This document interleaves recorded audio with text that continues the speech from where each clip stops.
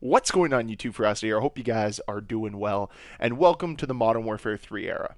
But before we even got the Modern Warfare 3 era kicked off, we already got some really good PR from Sledgehammer Games as they were trying to cover their tracks after a Bloomberg article basically came out and said that multiple developers over at Sledgehammer Games were extremely displeased by the direction they were forced to go into for Modern Warfare 3.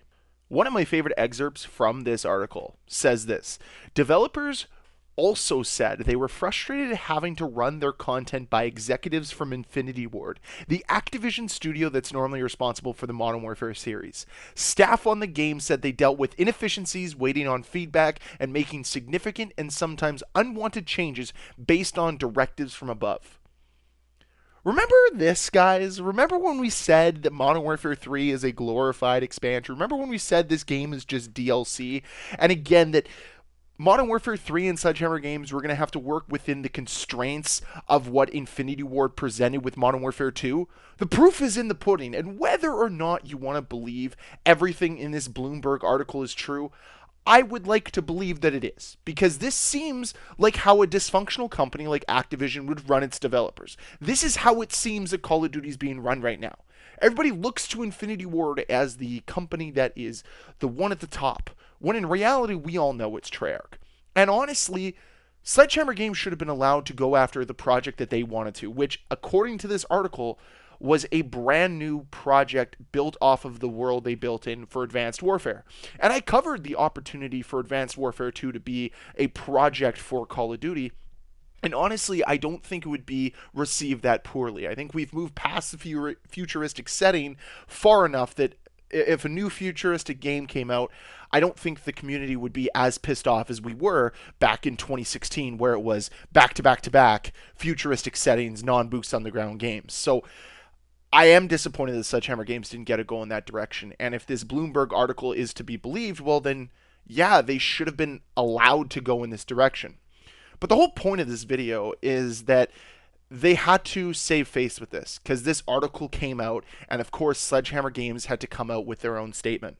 So the statement is from Aaron Halon, the studio head over at Sledgehammer Games. He said, "We're incredibly proud of Modern Warfare 3, both the full game experience at launch and the upcoming year of content we have planned for the community." I don't know how you're proud of the campaign. How are you proud of the campaign?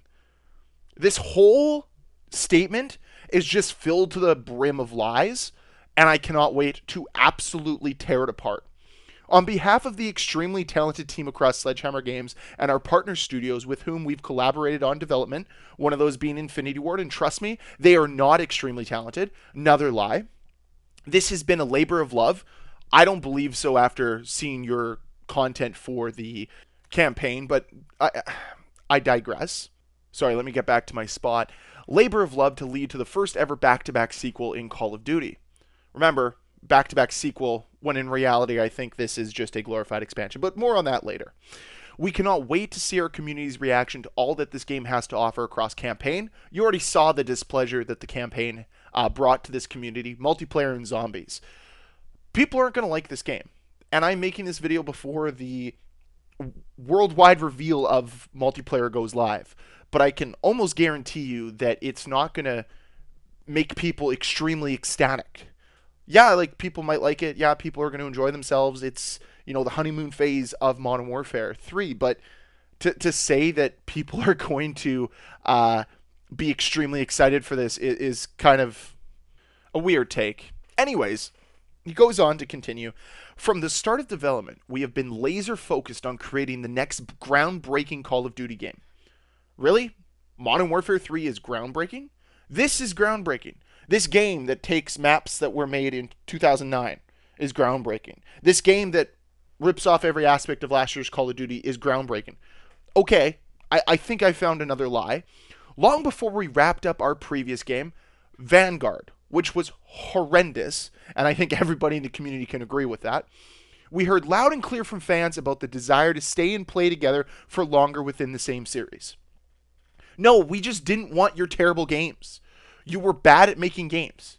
Vanguard was a rushed piece of garbage, and you failed to bring a quality title to this fan base. And that's what we've delivered. The first true sequel in the franchise history.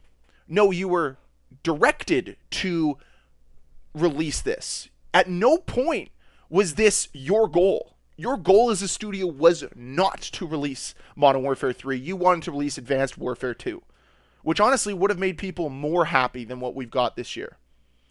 It is also why we added features like Carry Forward for the first time to honor the investment our players have made in the Modern Warfare series. The investment. Oh boy, do I love that word. Just more jargon, more PR nonsense to make themselves look like the good guy. And guess what? People are going to eat this statement up. Absolutely eat it up and believe every word Sledgehammer says and thinks it's authentic. No, they brought things as a carry forward to make it so there's more incentive to buy the bundles from MW2 that underperformed because people weren't playing the game towards the end of the game's life cycle. That's why carry forward is in the game. It is to make more money on Modern Warfare 2 bundles later in the year. It has nothing to do about being player first, about rewarding the investment. No. It's about greed, 100%. It's about a company that is so misguided and so misdirected that all they care about is money, instead of bringing a good experience. We're proud to be the team to lead the way on Modern Warfare 3. We've worked hard to deliver on this vision, which has been years in the making. Another lie. Another flat out lie. We all know that's not true. We all know this was directed to you from Activision because of how bad you deliver Vanguard. Anything said to the contrary is simply not true. This is our game and we cannot wait to play it online with all of you.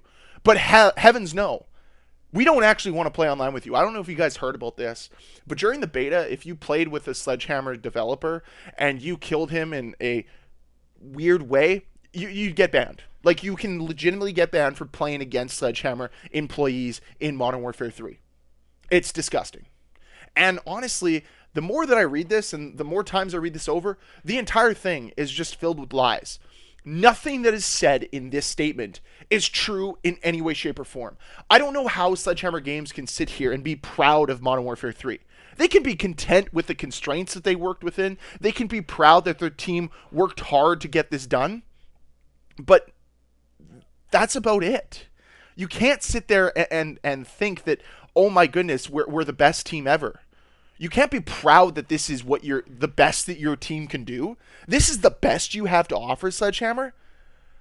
Come on, man. Some old maps mixed together with an open world zombies based off of DMZ, a campaign that's based off of DMZ maps. Like, that's the best? That's what you're proud of? That's an absolute lie. You're lying through your teeth, Aaron. And honestly, I get it. You have to play the PR game right now. You can't go against what Activision says. And you have to put this out after what Bloomberg did to you. But honestly, you would have done more for this community if you just came out and you said, yeah, that Bloomberg article was real, was true. You'd earn so much more respect in this community. Instead, you want to fill this community with lies. You want to appease the lowest common denominator, the people that are going to believe everything you say because they take everything at face value and they don't look at anything deeper. It's not hard to look through this statement and find every single lie in it and know that it's a lie. We know they didn't want to make Modern Warfare 3. We know this isn't groundbreaking. We know that this hasn't been their vision for years in the making. All of that is a flat out lie. And they're lying to you, the Call of Duty community, and they think it's completely okay.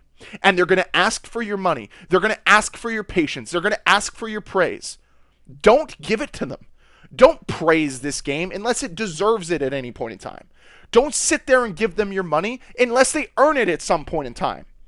And just don't be patient with them. This game, if it sucks, call it out. The same way we did with the campaign. And honestly, that reception was unbelievable. I'm so glad that people decided it was time to finally step up and speak out about the nonsense that is occurring across Call of Duty. So I'm very happy. I'm very happy the community spoke up when it came to that. It needed to be done. And what I'm reading right now is Sledgehammer Games isn't willing to change. Activision is willing to change. And of course, they want to try to sweep this whole thing under the rug to make themselves look better. Don't allow it to happen. Understand that you're being lied to. Understand that this whole statement from Aaron Halon, the studio head at Sledgehammer Games, is a complete and utter farce and is only there to service as some sort of PR so that the dumbass mouth breathers that spend thousands of dollars on this game can pretend that the game is actually a labor of love. What a joke. Anyways, guys, that's it for today's video. I want to hear from you. What are your thoughts on this statement? What are your thoughts on this whole situation revolving around this Bloomberg article, which will be linked down below in the description? And of course, I can't wait to continue to follow this game all year. It is going to be an absolute tire fire, and I'm going to put us in a front row seat for it all. So if you enjoyed this video, please hit that like button. If you want to see more videos from me, please hit that subscribe button. And I'll see you guys next time. Bye.